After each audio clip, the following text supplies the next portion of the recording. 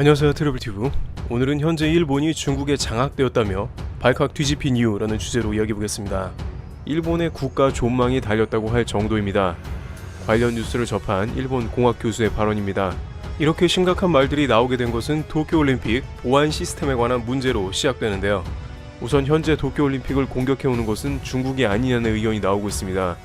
지금까지 일본은 우익 여론을 중심으로 한국이 노골적으로 도쿄올림픽을 공격한다며 경계했습니다. 특히 최근 산케이는 한국이 방사능 올림픽 포스터로 홍보하고 있다면서 연신 불쾌감을 표시했습니다. 계속해서 그렇게 몰아가다 보니 일본의 일부 네티즌들은 한국을 IOC에 정식 회부할 것까지도 요청하고 있습니다. 아예 도쿄올림픽에 출전하지 못하게 하자는 것입니다. 그런데 정작 일본의 치명적인 공격을 중국에서 가해왔다는 정황이 나와버린 것입니다. 정치적인 문제로 한국과 싸울 게 아니라 당장 중국을 어떻게든 막아야 한다는 것인데요.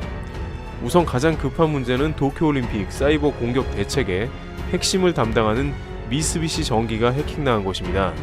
설상가상으로 미쓰비시 전기는 6개월 전에 해킹을 당했지만 여태까지 숨기고 있었던 것입니다.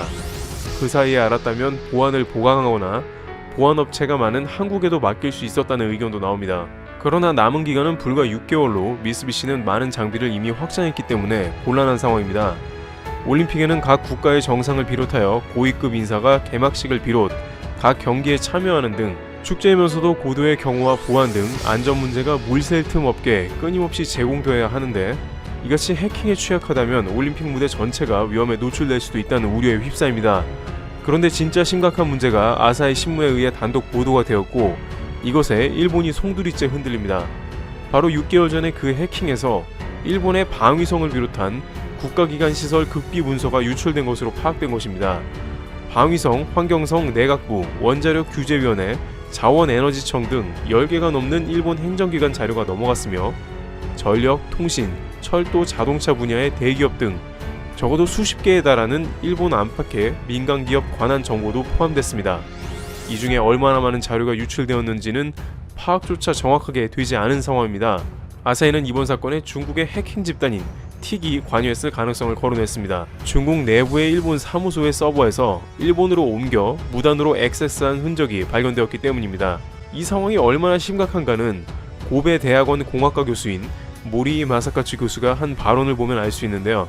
주요 인프라와 관련된 기업 정보 유출은 국가의 존망과 관계된다고 해도 과언이 아니다. 미쓰비시는 충분한 대책을 세웠다고 하지만 유출된 자료 앞에서는 아무 쓸데없는 말이다. 당장 추후 대책을 세우지 않으면 앞으로 국가에 어떠한 일이 일어날지 누구도 알 수 없다 라면서 이번 미쓰비시 전기 해킹건이 매우 중대한 사건이 될 수 있다는 우려를 표하는 상황입니다.